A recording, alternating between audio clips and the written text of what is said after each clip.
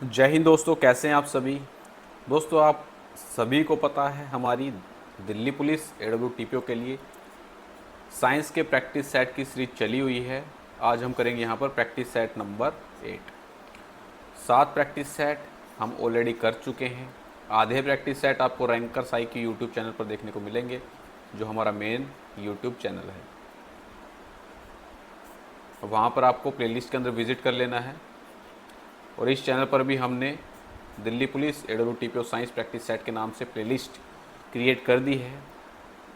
अब in future जितने भी आपके प्रैक्टिस सेट आएंगे इसी चैनल पर देखने को मिलेंगे, तो यहाँ पर भी आपको प्लेलिस्ट को अपना सेव कर लेना है। भीड़ के पीछे आपको नहीं भागना है। जैसा कि मैं आपको हर बार बोल रहा हूँ, एक चैनल है, जाना माना चैनल है, जहाँ पर आपको आज के दिन दिल्ली पुलिस की सबसे ज़्यादा भीड़ देखने को मिलेगी। 2022 का जो पेपर हुआ था उनका कोर्स उठा लेना। स्पेशली साइंस के अंदर क्या पढ़ाया था, एक भी क्वेश्चन आपको एग्ज़ाम के अंदर देखने को मिल जाए तो मैं पढ़ाना छोड़ दूंगा भाई। और एक तरफ आप रैंकर साई की 11 घंटे का वीडियो पड़ा हुआ है यूट्यूब के ऊपर, उसको देख लेना। उसके अंदर से कितने क्वेश्चन आपको देखने को मिल जाएंगे। और मॉक टेस्ट के अंदर से तो क्वेश्चन आए ही आए थे। तो जो पिछली बार सिलेक्टेड हुए हैं हेड कांस्टेबल AWTPO, उनसे पूछ लेना रैंकर साई के ऊपर किस लेवल का कंटेंट होता है। ठीक है, रद्दी कंटेंट आपको यहाँ पर देखने को नहीं मिलेगा। हमारी चीज़ें लेट हो जाएंगी लेकिन क्वालिटी कंटेंट आपको इस चैनल पर देखने को मिलेगा। तो ज़्यादा आपको सपोर्ट करना है, चैनल को दोस्तों के साथ शेयर करना है और लाइक करना है। बस यही गुरु दक्षिणा है आपकी। इतनी ही आंखें हम आपकी खोल सकते हैं, क्योंकि बाद में पछताने से कुछ नहीं होगा। दिल्ली पुलिस की वैकेंसी कई सालों में एक बार आती है। पिछली बार तो 8 साल में आई थी, अब की बार 3 साल में तो आ गई। तो हर बार मौका नहीं मिलेगा। AWTPO हेड कांस्टेबल अच्छी जॉब है।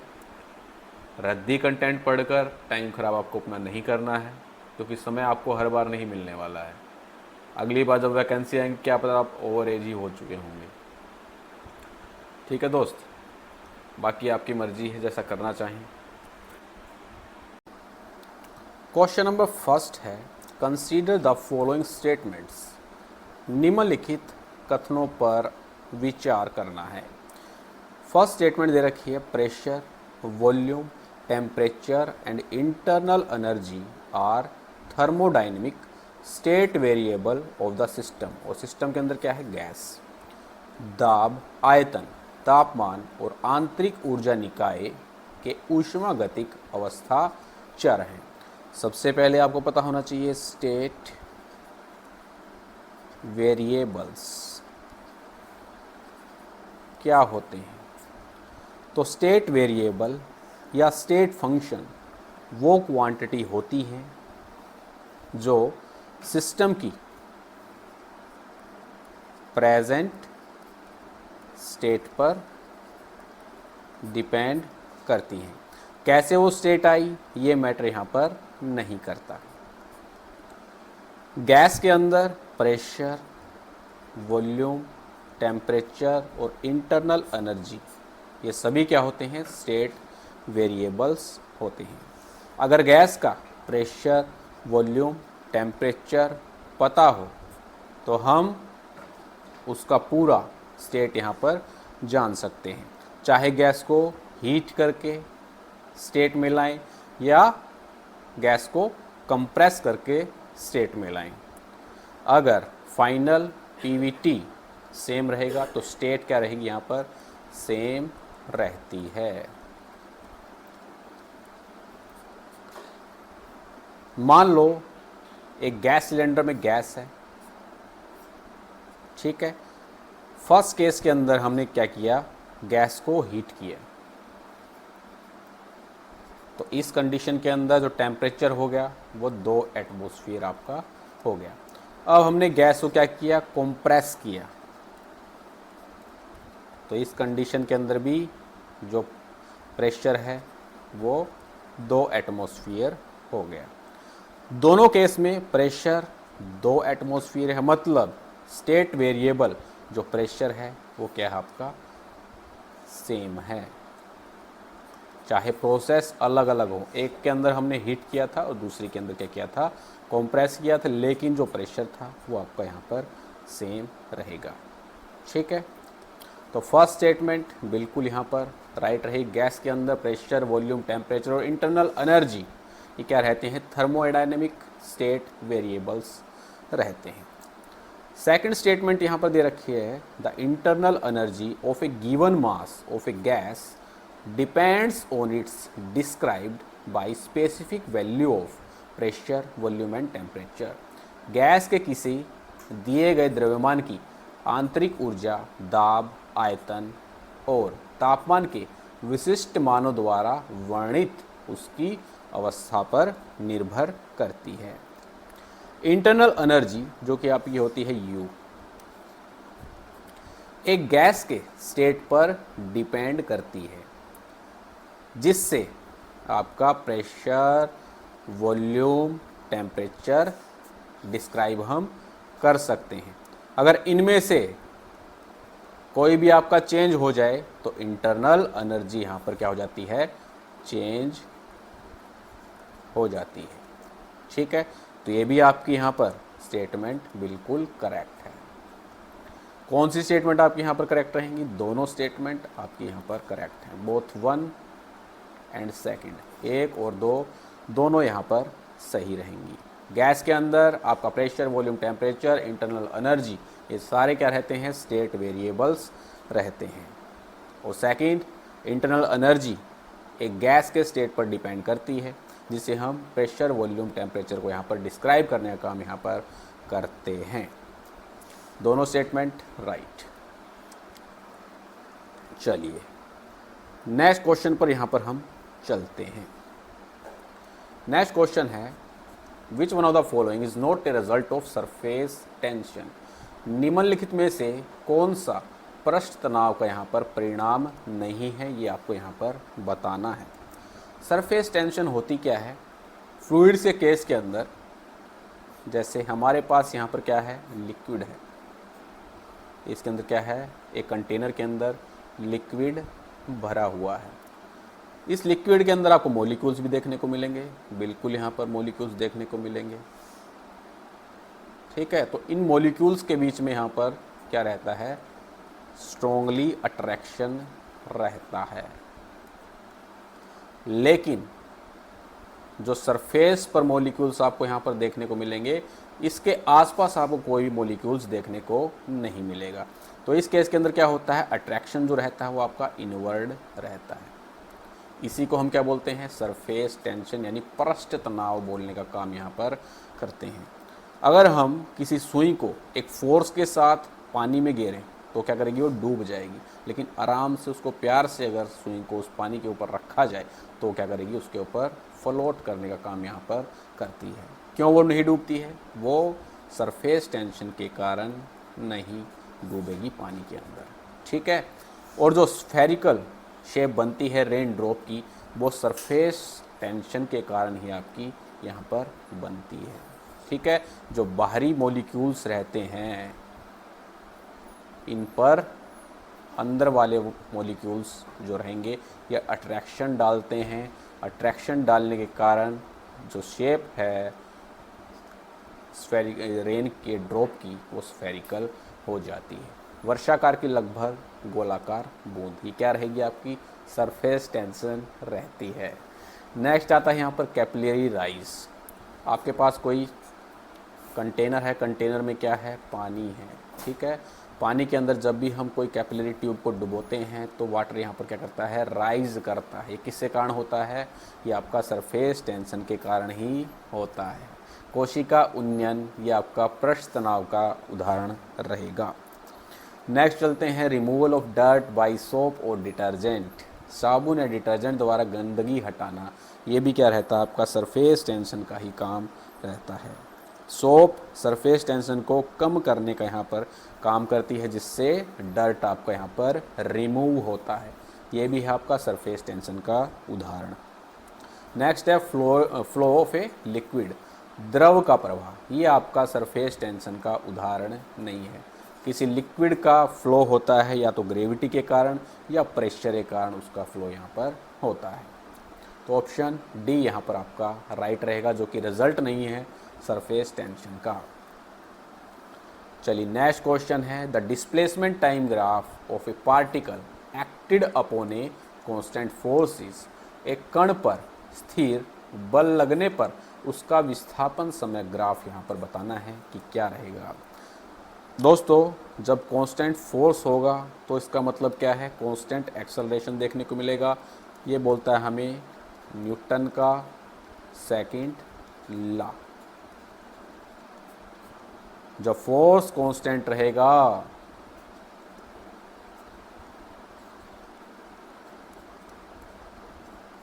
तो एक्सेलरेशन भी आपको यहाँ पर कांस्टेंट देखने को मिलता है। ये बोलता है हमें न्यूटन का सेकंड लॉ, F बराबर है ma।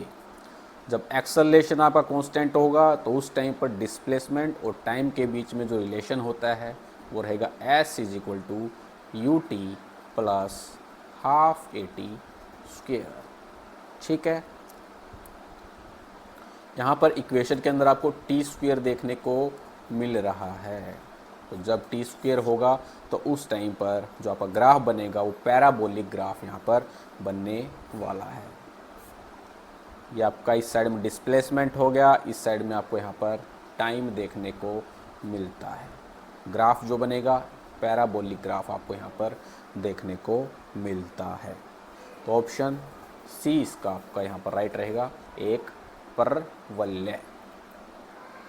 नेक्स्ट है यहाँ पर question number 4, optical fibres though bent in any matter allows light to pass through, what is the inference that one can draw from it.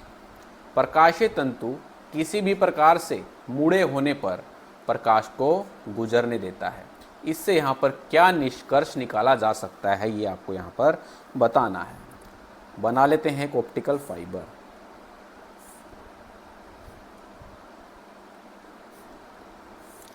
Optical fibre के अंदर mainly आपको यहाँ पर दो पार्ट्स देखने को मिलते हैं। फर्स्ट होता है यहाँ पर अंदर वाला पार्ट्स जिसे बोलते हैं कोर, बाहर वाला पार्ट होता है आपका क्लैडिंग।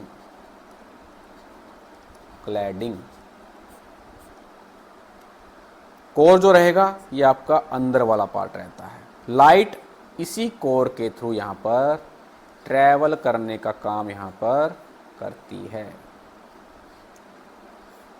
कोर के थ्रू ही क्या करती है, लाइट यहाँ पर ट्रैवल करने का काम करती है।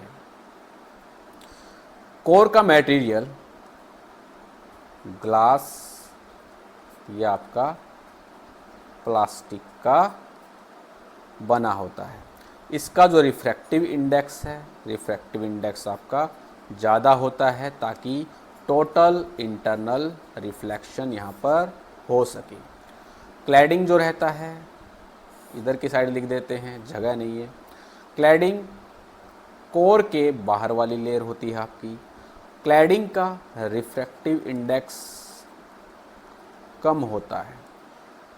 इसका जो काम होता है क्लैडिंग का, लाइट को बाहर निकलने से रोकना, ताकि लाइट अंदर ही रिफ्लेक्ट होते हुए आपकी यहाँ पर ट्रैवल हो। जब लाइट कोर के अंदर ट्रैवल करती है और बाउंड्रीज पर पहुँचती है कोर और क्लैडिंग तक, तो एंगल आपका ऐसा होता है कि टोटल इंटरनल रिफ्लेक्शन आपको यहाँ पर देखने को मिलता है। इससे लाइट अंदर बाउंस करते हुए आपकी आगे बढ़ती रहती है। ठीक है, तो आपको यहाँ पर टोटल इंटरनल रिफ्लेक्शन देखने को यहाँ पर मिलता है।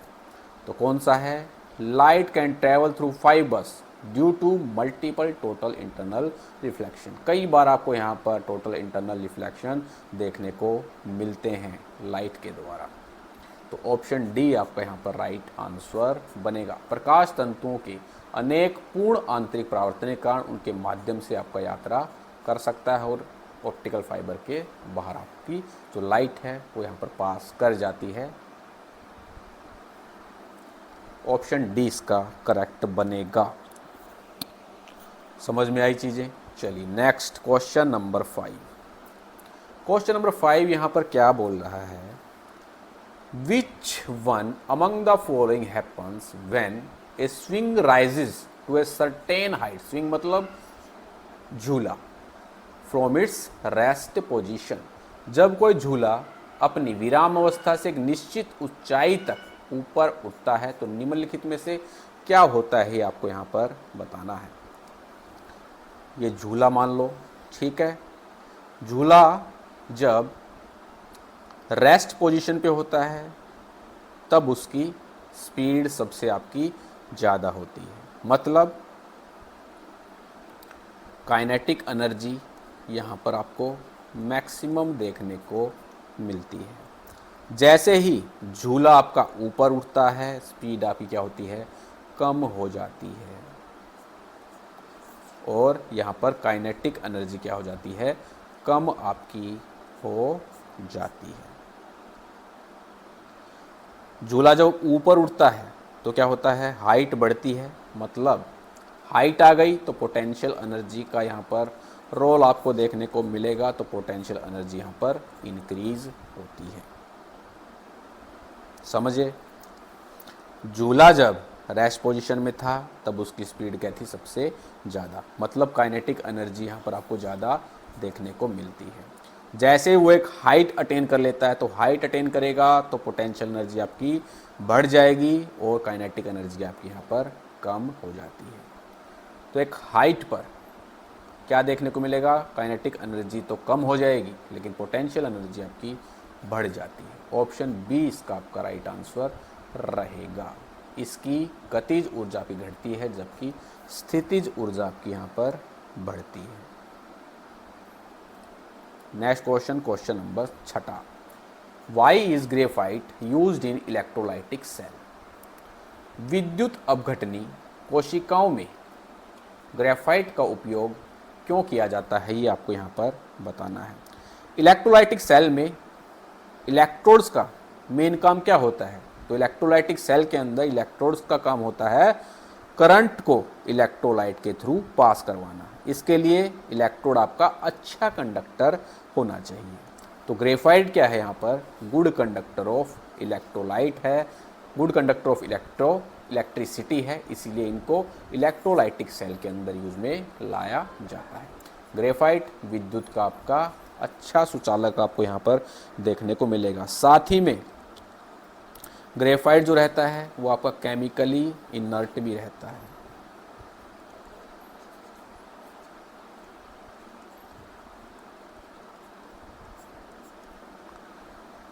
ग्रेफाइट क्या रहता है, केमिकली इनर्ट रहता है। ग्रेफाइट ज़्यादातर इलेक्ट्रोलाइट से रिएक्ट नहीं करता, इसीलिए एज ए स्टेबल इलेक्ट्रोड ही आपका यूज होता है। ये एक एक्स्ट्रा एडवांटेज है, ठीक है, ना कि मेन रीज़न कि क्यों इलेक्ट्रोलाइटिक सेल के अंदर ग्रेफाइट का यूज़ किया जाता है।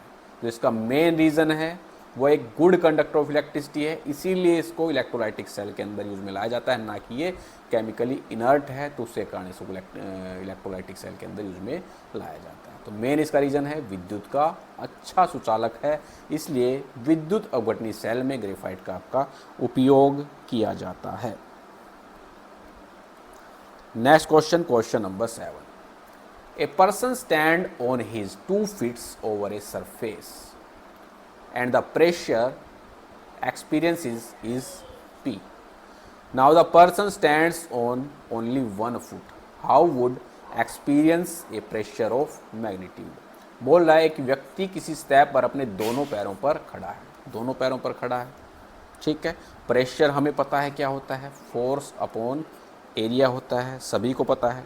जब आदमी दोनों पैरों पर खड़ा है तो टोटल एरिया कितना होगा, 2 गुना एरिया ऑफ 1 फुट, इसको मान लेते हैं क्या, A, ठीक है।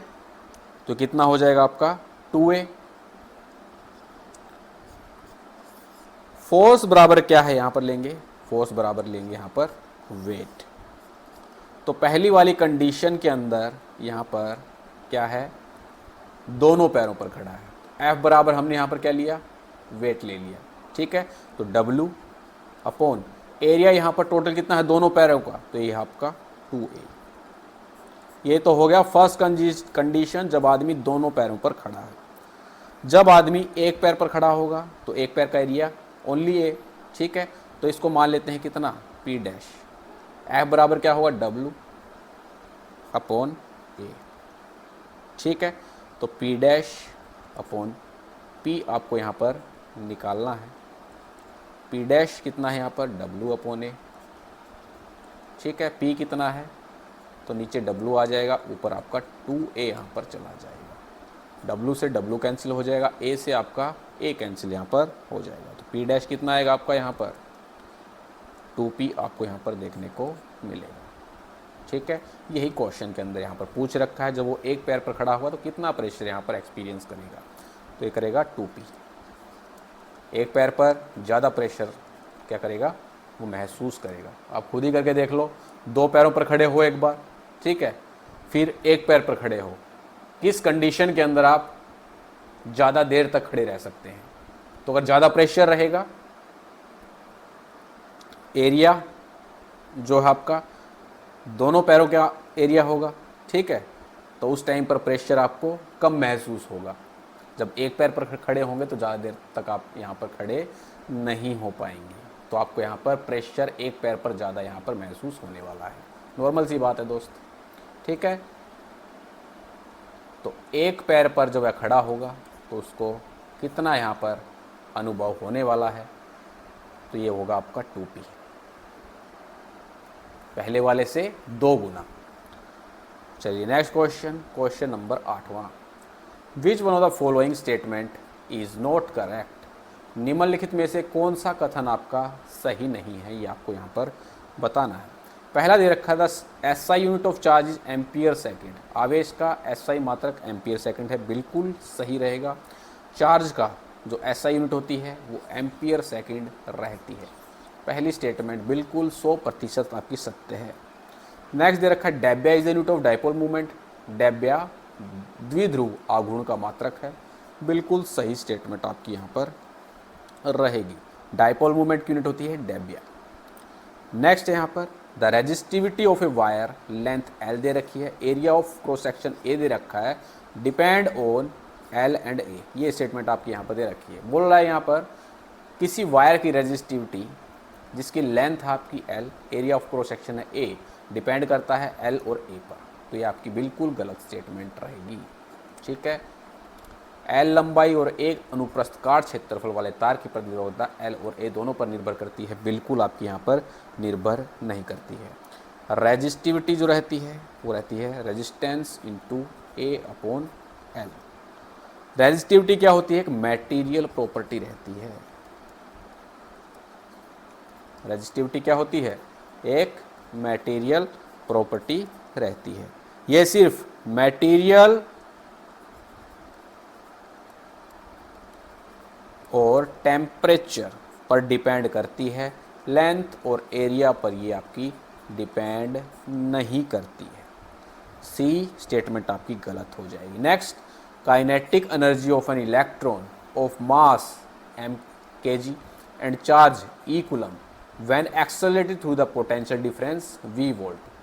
तो इसका आएगा electron volt joule. Kinetic energy यहाँ पर इलेक्ट्रॉन की बोल रखी है कि रहेगी आपकी इलेक्ट्रॉन वोल्ट जूल, जब उसका मास m रहेगा, चार्ज आपका e रहेगा और पोटेंशियल डिफरेंस v रहेगा। तो ये भी आपकी बिल्कुल सही स्टेटमेंट रहेगी। काइनेटिक एनर्जी बराबर होती है किसी इलेक्ट्रॉन की ev जूल। m किलोग्राम और e किलो कूलम आवेश वाले इलेक्ट्रॉन की गतिज ऊर्जा जब वोल्ट v के विभांतर से त्वरित होता है तो ev जूल आपकी होती है, बिल्कुल 100% सत्य है। तो इसका आपका राइट आंसर कौन सी स्टेटमेंट इनकरेक्ट है, ऑप्शन सी आपका यहाँ पर इनकरेक्ट स्टेटमेंट रहेगी। नेक्स्ट क्वेश्चन है the radius of the moon is about 1/4 that of earth. यहाँ पर बोल रहा है जो रेडियस ऑफ मून है ये 1/4 है किसकी, रेडियस ऑफ अर्थ की। यहाँ तक क्लियर। नेक्स्ट दे रखा है acceleration due to gravity of the moon is about 1/6 that on the earth. Acceleration due to gravity on the moon is equal to 1/6 of acceleration due to gravity on earth. From this we can conclude that the ratio of mass of earth to the mass of moon is about. अब आपको यहाँ पर ratio निकालना है किसका, mass of earth upon mass of moon, ये हमें यहाँ पर निकालना है। हिंदी में देखते हैं, चंद्रमा की त्रिज्या पृथ्वी की त्रिज्या का लगभग 1/4 है, जो कि हमने यहाँ पर लिख दिया, और चंद्रमा पर गुरुत्वाकर्षण के कारण त्वरण पृथ्वी के द्रव्यमान का लगभग क्या है, 1/6 भाग है। चंद्रमा पर जो गुरुत्वाकर्षण है वो 1/6 है किसका, जो गुरुत्वाकर्षण आपका पृथ्वी का है।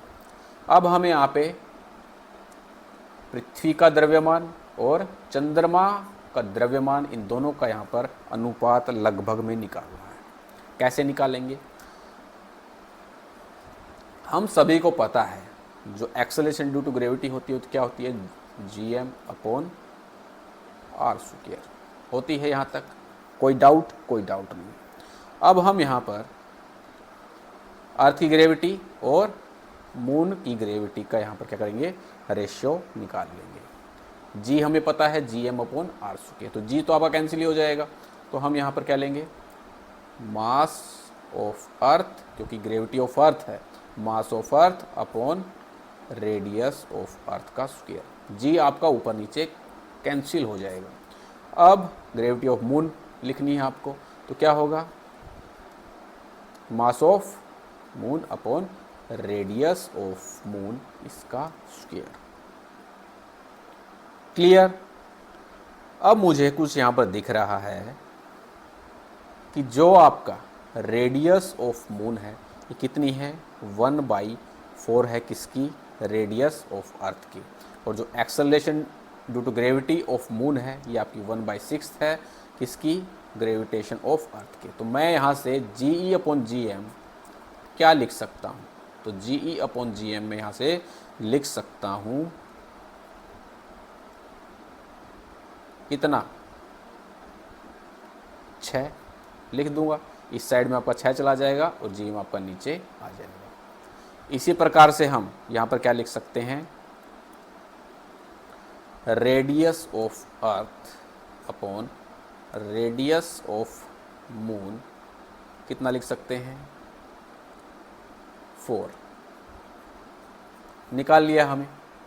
ठीक है, तो GE अपॉन GM हमारे यहाँ पर कितना निकला, 6 निकल गया, तो रख दो वैल्यू। ठीक है, mass of earth upon mass of moon, ये तो हमें यहाँ पर क्या करना है, निकालना ही है। इसको हम सेपरेट लिख सकते हैं, कैसे, ये मैं लिख सकता हूँ रेडियस ऑफ अर्थ इसका स्क्वायर अपॉन में रेडियस ऑफ मून का स्क्वायर। अब मेरे पास यहाँ पर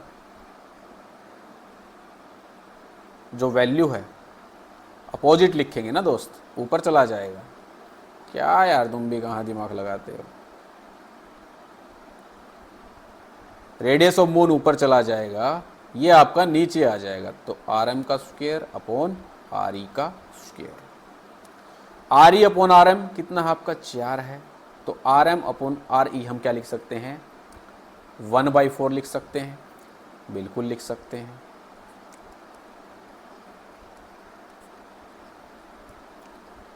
इंटू 1/4 का स्क्वायर। ठीक है, आगे सोल्व करो इसको, तो 6 बराबर है ME upon MM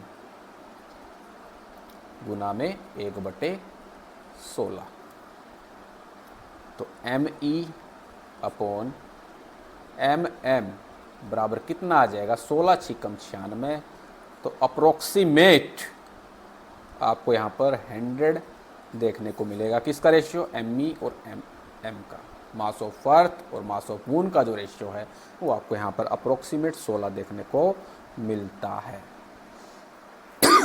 clear.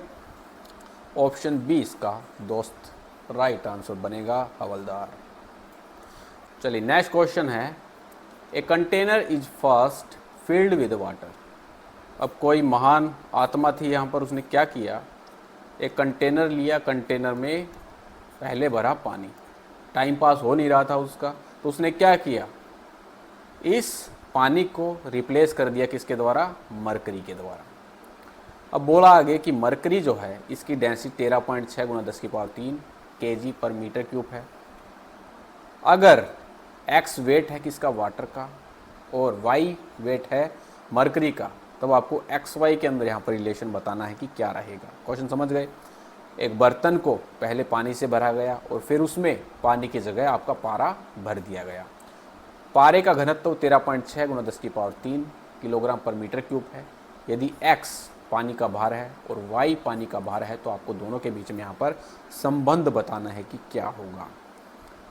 Water का यहाँ पर वेट दे रखा है कितना, x, किसका ही, वाटर का। मरकरी का यहाँ पर वेट दे रखा कितना, इसका वेट बोल रखा है यहाँ पर y, क्वेश्चन में ही बोल रखा है। डेंसिटी मरकरी की दे रखी है 13.6 गुना 10⁻³ और हमें पता है डेंसिटी ऑफ वाटर कितनी होती है, 1000 kg पर मीटर क्यूब। पढ़ाया था अभी थोड़े दिन पहले। और हमें यह भी पता है W क्या होता है, =mg होता है।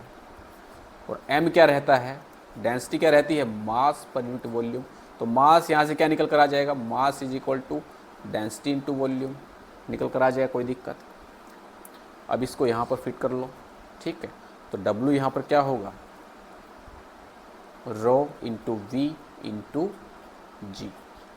अब यहाँ से हमें यहाँ पर क्या रिलेशन मिला, हमें यहाँ पर रिलेशन मिला कि जो वेट है और जो डेंसिटी है दोनों के यहाँ डायरेक्टली प्रोपोर्शनल है।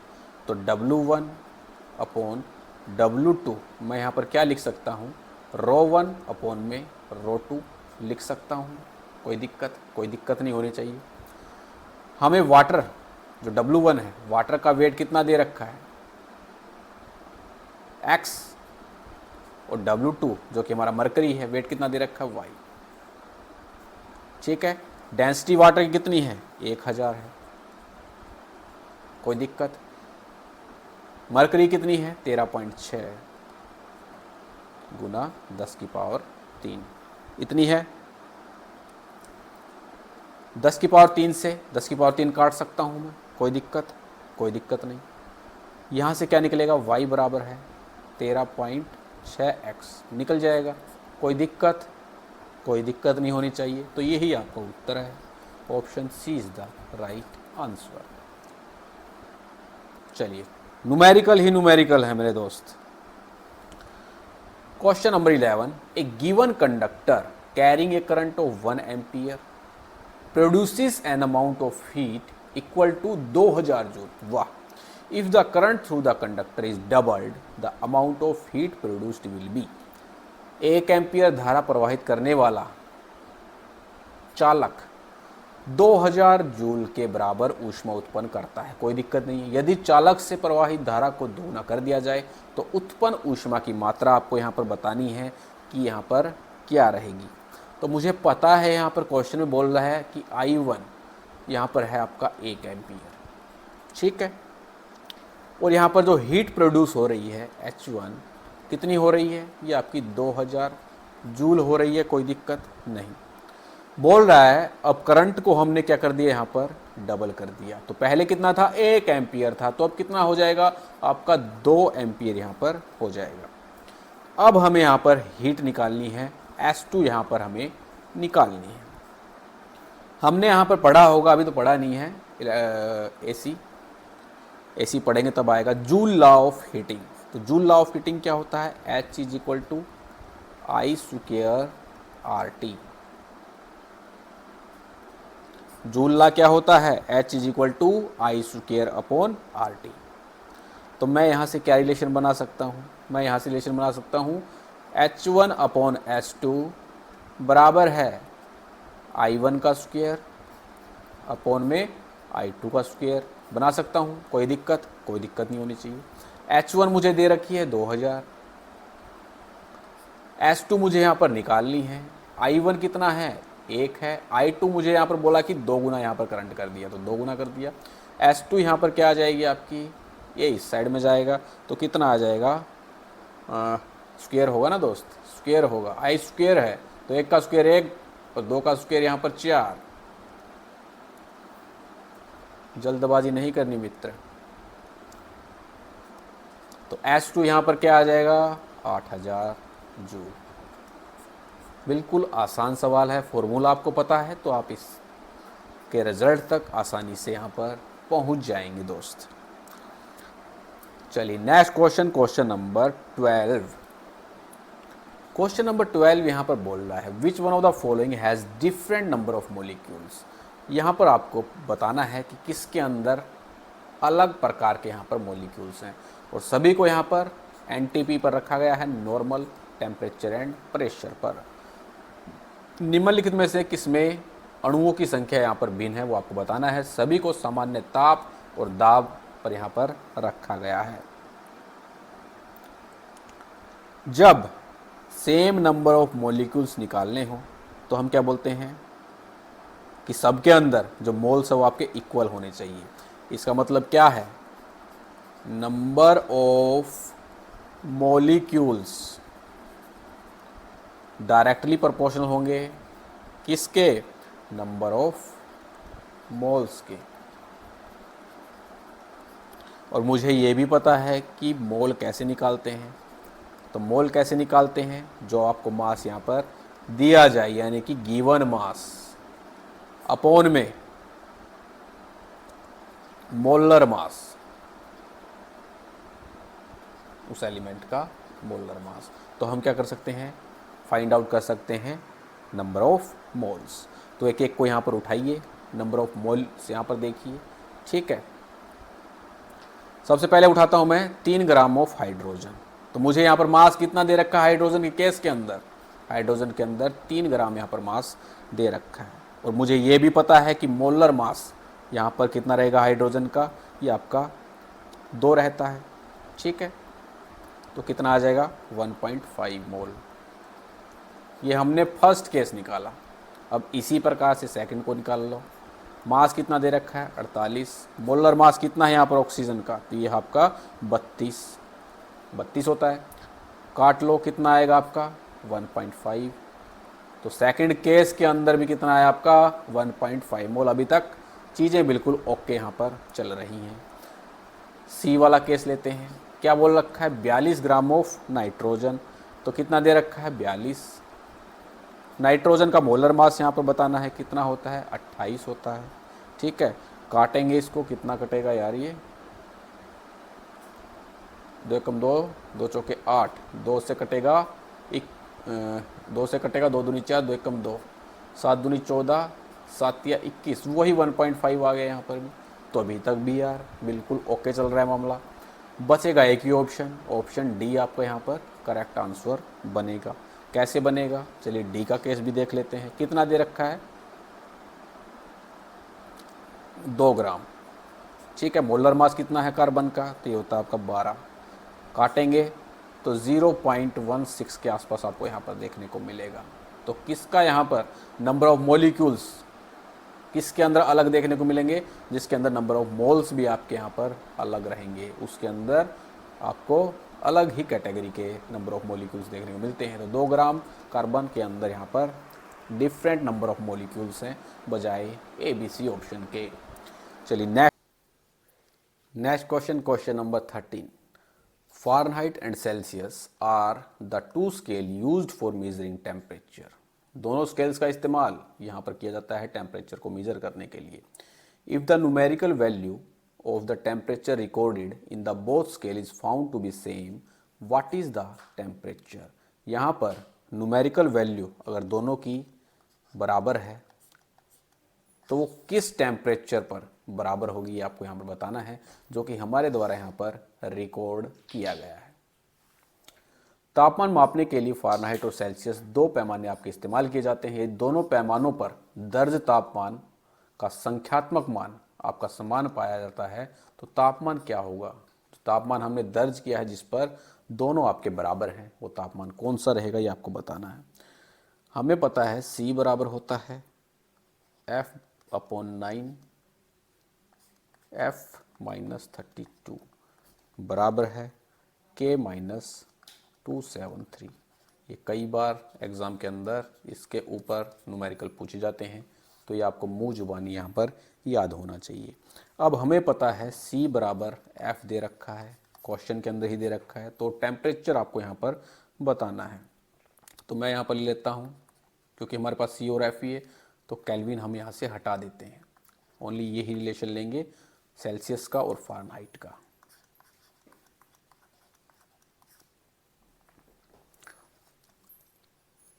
F बराबर क्या है, C है आपका, ठीक है। तो F की जगह यहाँ पर क्या रख लेंगे, C रख लेंगे। C बराबर है 9, यहाँ पर आ जाएगा, इस साइड में गुना होगा तो 9C, यहाँ पर होगा आपका F की जगह हमने क्या रखा है, यहाँ पर C रख लिया, क्योंकि C और F आपके बराबर हैं। तो 5C माइनस 32 गुना में 5 अंदर जाएगा तो 32 से मल्टीप्लाई हो जाएगा। 5C इस साइड में आएगा तो कितना हो जाएगा आपका 4C बराबर है माइनस 5 दूनी 10, 5 दूनी 10, 5 तिया 15 1 16, 160, 4 से काटेंगे 4 चौक 16 0, तो C बराबर कितना होगा -40 डिग्री सेल्सियस। तो कौन सा होगा आपका राइट आंसर, ऑप्शन ए। कोई दिक्कत? नेक्स्ट क्वेश्चन, क्वेश्चन नंबर 14 पर चलते हैं। बोल रहा है क्वेश्चन नंबर 14, कौन सी स्टेटमेंट यहाँ पर इनकरेक्ट है, निम्नलिखित में से कौन सा कथन आपका सही नहीं है, ये आपको यहाँ पर बताना है। फर्स्ट दे रखा है pitch of a sound is its characteristics by we can generally differentiate between a male voice and a female voice.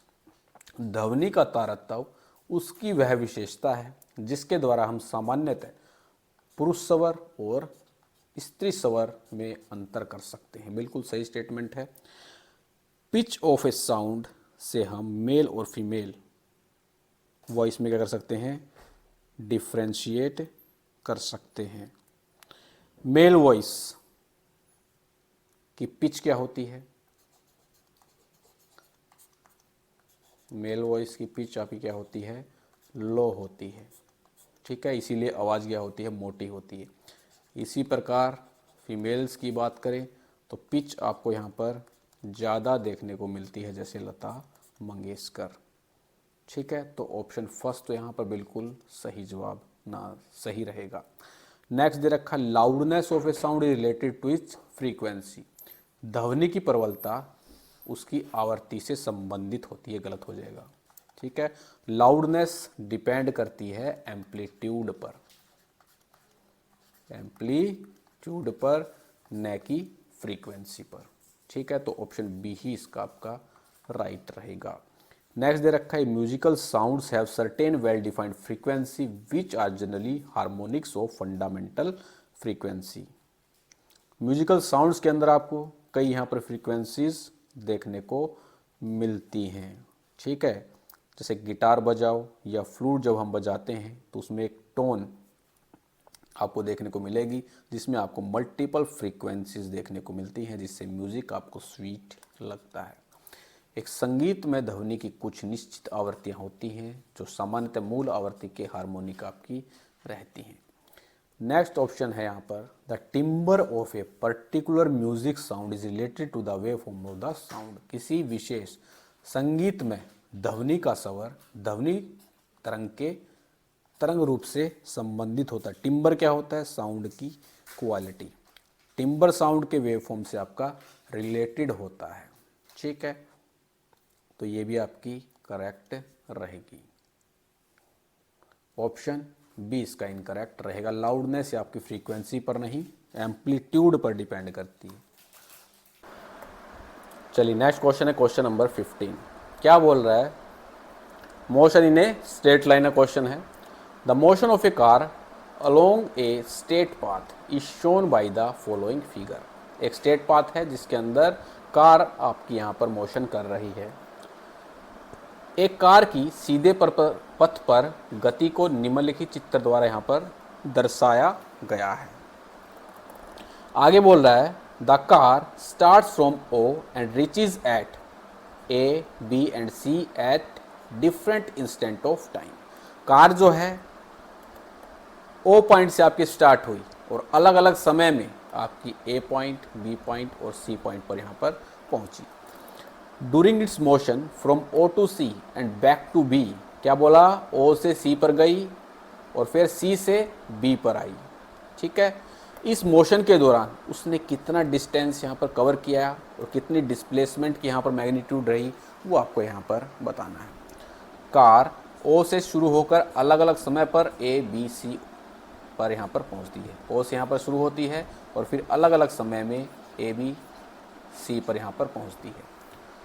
ओ से सी और वापस बी तक की गति के दौरान तय की गई दूरी और विस्थापन का परिमाण आपको यहाँ पर बताना है कि क्या रहेगा।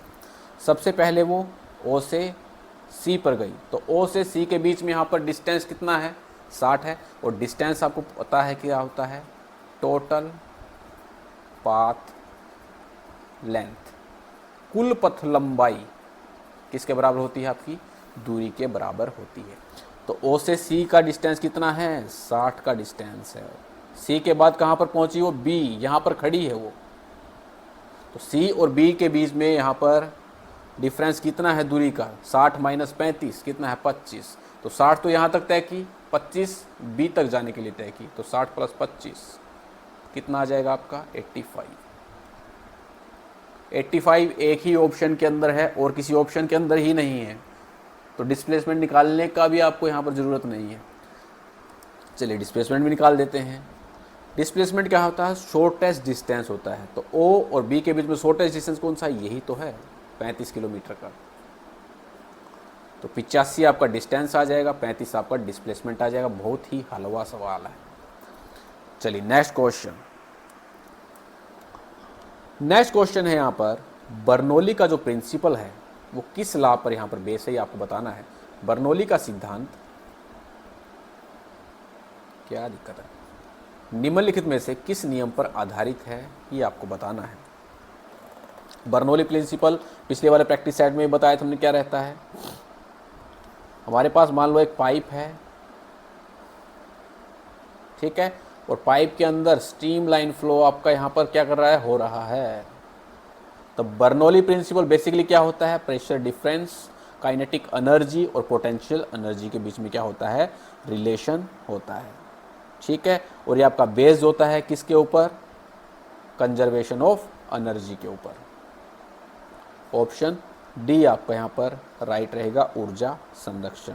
यानी एनर्जी न तो डिस्ट्रॉय होती है न ही आपकी क्रिएट होती है, सिर्फ एक फॉर्म से दूसरे फॉर्म के अंदर आपकी यहाँ पर कन्वर्ट होती है। जैसे मान लीजिए यहाँ से जब पानी ने ऊपर चढ़ना स्टार्ट किया तो यहाँ पर कुछ काइनेटिक एनर्जी रही होगी।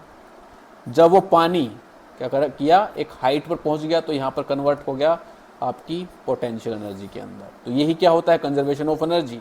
एनर्जी यहाँ पर ना तो बनेगी ना ही डिस्ट्रॉय होगी, केवल एक फॉर्म से दूसरे फॉर्म में यहाँ पर कन्वर्ट होती है। जैसे यहाँ पर काइनेटिक एनर्जी से पोटेंशियल एनर्जी में कन्वर्ट हुई। तो कंजर्वेशन ऑफ एनर्जी पर बेस्ड है आपका बर्नौली प्रिंसिपल। नेक्स्ट है क्वेश्चन नंबर 17। क्वेश्चन नंबर 17 बोल रहा है, di hydrogen can be prepared on a commercial scale by the action of stems and hydrogen when a mixture of CO and H2 gas is formed, it is, computer में कुछ गड़बड़ हो गई है, class भी डालनी थी आज थर्मोडाइनमिक्स की, पता नहीं डाल पाऊंगा या नहीं। हाइड्रोकार्बन पर भाप की क्रिया द्वारा जब CO एंड H2 गैस का मिश्रण बनता है, हाइड्रोजन को व्यावसायिक स्तर पर आपका तैयार किया जा सकता है। इसे निम्न नामों से जाना जाता है, ये आपको यहाँ पर बताना है। यहाँ पर बोल रहा है डाई हाइड्रोजन आपकी कॉमर्शियल स्केल पर प्रिपेयर की जाती है हाइड्रोकार्बन्स को स्टीम करके। तो जब मिक्सचर बनेगा CO एंड H2 गैस का तो उसे हम क्या बोलते हैं, आपको बताना है। तो जब हाइड्रोकार्बन्स को स्टीम किया जाता है तो कार्बन डाइऑक्साइड और H2 गैस यहाँ पर फॉर्मेशन होती है। हाइड्रोजन को यहाँ पर बैलेंस कर लो, 4 और 2 कितने हैं, 6, यहाँ पर लगाएंगे 3। तो ये जो मिक्सचर आपका बनेगा इसे हम बोलते हैं वाटर गैस। ऑप्शन ए आपका राइट रहेगा। जल्दी जल्दी करते हैं, कम लैपटॉप में प्रॉब्लम आ रही, देख रहे हो बार बार में। इंपॉर्टेंट क्लास डालनी थी आज मेरे को। विच of the following is correct regarding the reaction of fluorine with water.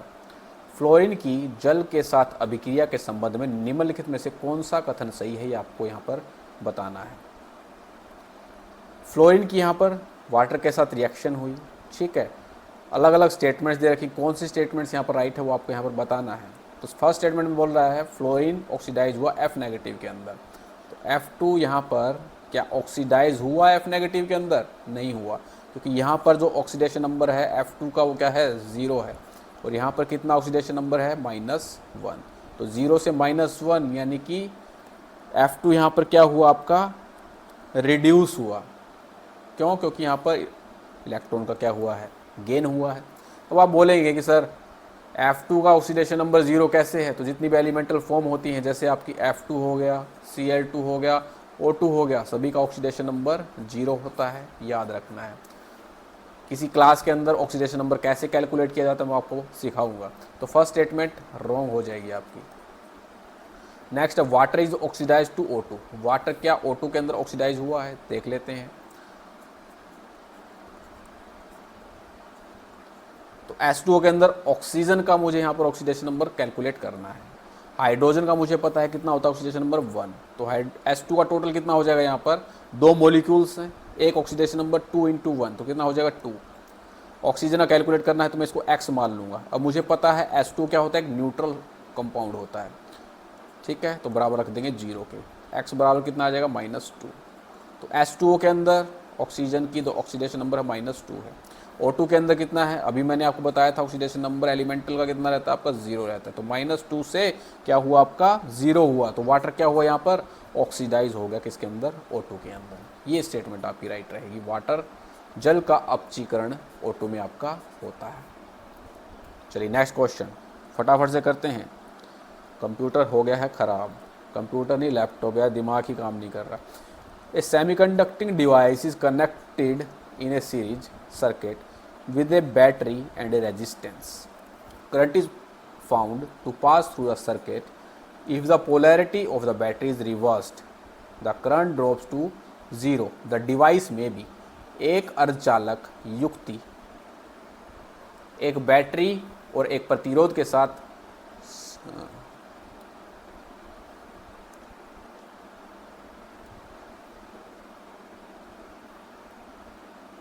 साथ श्रेणी क्रम में परिपथ में आपकी जुड़ी हुई है। परिपथ से धारा प्रवाहित होती पाई जाती है। यहाँ पर यदि बैटरी की ध्रुवता उलट दी जाए तो धारा शून्य आपकी यहाँ पर हो जाती है। यह युक्ति कौन सी हो सकती है आपको यहाँ पर बताना है। बोल रहा है क्वेश्चन के अंदर एक सेमीकंडक्टिंग डिवाइस है, उसको बैटरी और रेजिस्टेंस के साथ सीरीज में आपका जोड़ा गया है। करंट आपका यहाँ पर क्या हो रहा है? पास हो रहा है, लेकिन जब बैटरी की पोलैरिटी आपकी रिवर्स कर दी जाती है तो करंट क्या हो जाता है? आपका 0 हो जाता है। तो वो डिवाइस आपकी क्या हो सकती है, ये आपको यहाँ पर बताना है। जब करंट एक डायरेक्शन में चलता है पर रिवर्स करने पर बंद हो जाता है तो इस प्रोसेस को हम बोलते हैं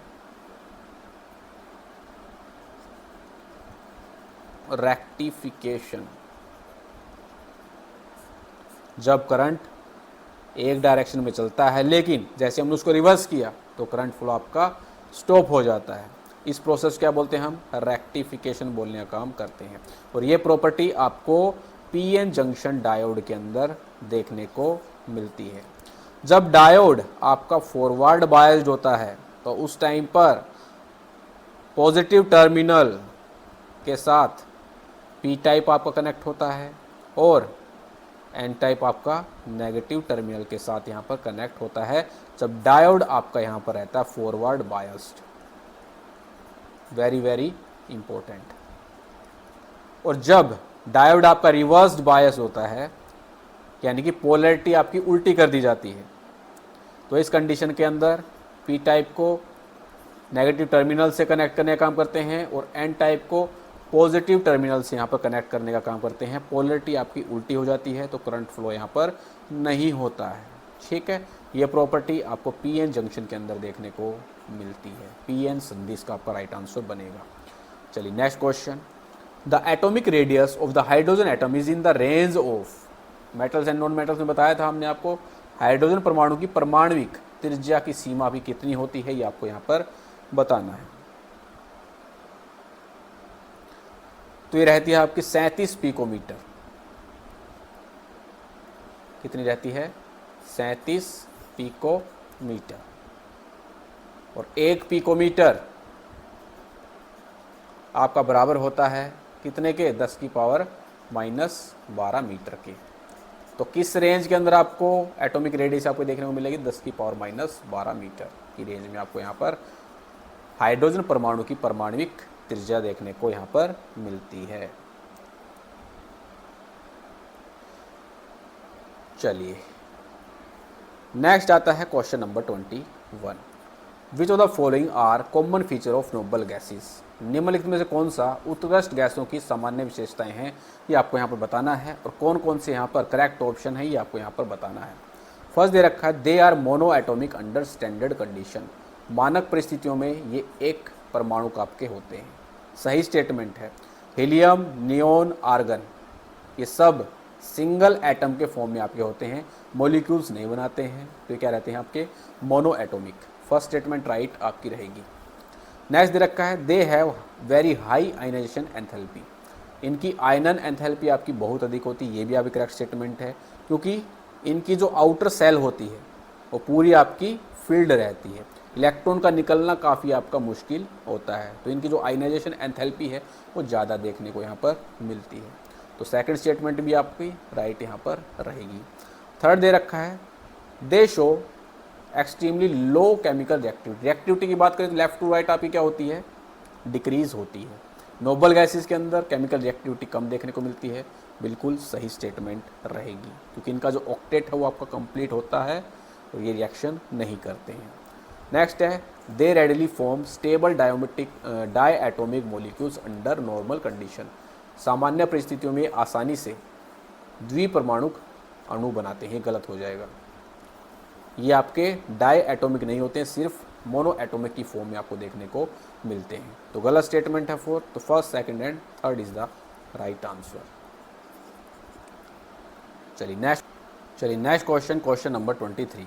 विच of the following elements combination will form ionic compound?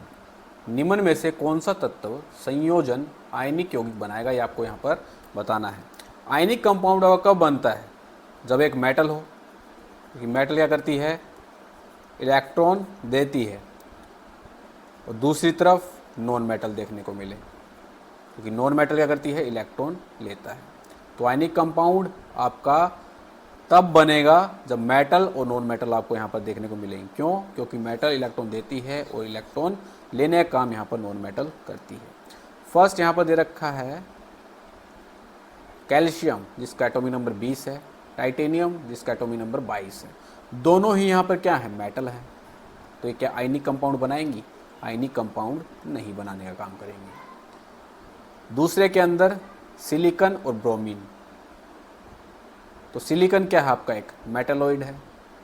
Bromine क्या है आपकी? एक नॉन मेटल है। तो ये भी आयनिक कंपाउंड नहीं बनाएंगी। नेक्स्ट है यहाँ पर मैग्नीशियम, और फिर आता है आपका क्लोरीन। एक आपकी यहाँ पर क्या है? मेटल है, और क्लोरीन क्या है आपकी? Non metal.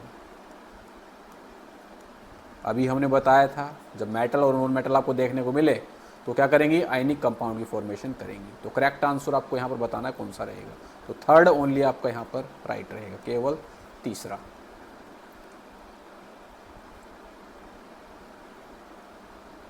Which of the following statement regarding inert electrodes is not correct? अक्रिय इलेक्ट्रोड के संबंध में निम्न में से कौन सा कथन सही नहीं है ये आपको यहाँ पर बताना है। कई बार मैं आपको बता चुका हूँ इनर्ट इलेक्ट्रोड क्या होते हैं। तो इनर्ट इलेक्ट्रोड जैसे प्लेटिनम हो गया आपका, ठीक है, ग्रेफाइट हो गया, ये क्या रहते हैं? आपके इनर्ट इलेक्ट्रोड रहते हैं। ये ऐसे इलेक्ट्रोड होते हैं जो रिएक्शन में खुद पार्टिसिपेट आपके नहीं करते, सिर्फ इलेक्ट्रॉन ट्रांसफ़र या तो ऑक्सीडेशन के अंदर या हो आपका रिडक्शन के लिए सरफेस प्रोवाइड करने का काम यहाँ पर करते हैं। ठीक है, तो फर्स्ट स्टेटमेंट यहाँ पर देखें, they serve as source of electron. Source of electron नहीं रहते हैं, केवल इलेक्ट्रॉन ट्रांसफ़र के लिए यहाँ पर सरफेस प्रोवाइड करने का काम यहाँ पर करते हैं। They take part in chemical reaction, बिल्कुल नहीं। इनर्ट इलेक्ट्रोड कभी भी यहाँ पे केमिकल रिएक्शन में टेक पार्ट नहीं करते हैं। नेक्स्ट दे रखा they do not interfere with reaction mixture, reaction mixture के अंदर इंटरफियर नहीं करते, ये बिल्कुल सही है। अभिक्रिया मिश्रण में हस्तक्षेप नहीं करती, रिएक्शन में इन्वॉल्व आपके बिल्कुल भी नहीं रहते हैं, ठीक है, क्योंकि ये क्या रहते हैं, इनर्ट रहते हैं। तो ओनली थर्ड स्टेटमेंट आपकी यहाँ पर क्या पूछ रखा, इनकरेक्ट, ठीक है। तो थर्ड आपकी यहाँ पर करेक्ट है, फर्स्ट एंड सेकंड आपकी इनकरेक्ट है, तो ऑप्शन बी आपका यहाँ पर राइट रहेगा। चलिए नेक्स्ट क्वेश्चन है question number 25। No process is possible whose sole result is the transfer of heat from a colder object to the hotter object, this is a statement of. ऐसी प्रक्रिया संभव नहीं है जिसका एकमात्र परिणाम किसी ठंडी वस्तु से किसी गर्म वस्तु में ऊष्मा का स्थानांतरण हो, यह कथन किसका है। क्वेश्चन में बोल रहा है कोई भी प्रोसेस ऐसा पॉसिबल नहीं है जिसमें ठंडे ऑब्जेक्ट से गर्म ऑब्जेक्ट में हीट ट्रांसफ़र हो जाए। ये स्टेटमेंट किसकी है आपको बताना है। हीट हमेशा गर्म ऑब्जेक्ट से कोल्ड ऑब्जेक्ट की तरफ क्या करती है, फ्लो करती है। मान लो आपने बनाई चाय गर्मा गर्म, आपने रख दिया उसको टेबल के ऊपर, तो चाय का टेम्परेचर ज़्यादा है और इसके सराउंडिंग का जो टेम्परेचर है वो क्या है, ठंडा है, तो हीट फ्लो कहाँ से करेगी, हॉट टू कोल्ड, और आपकी चाय जो है वो आपकी ठंडी हो जाती है, ठीक है। और ये स्टेटमेंट अभी किसकी है कि कभी भी आपको कोल्ड से हॉट की तरफ हीट का फ्लो देखने को नहीं मिलेगा। क्लॉसियस की स्टेटमेंट है ये, ऑप्शन ए आपका यहाँ पर करेक्ट आंसर यहाँ पर रहता है।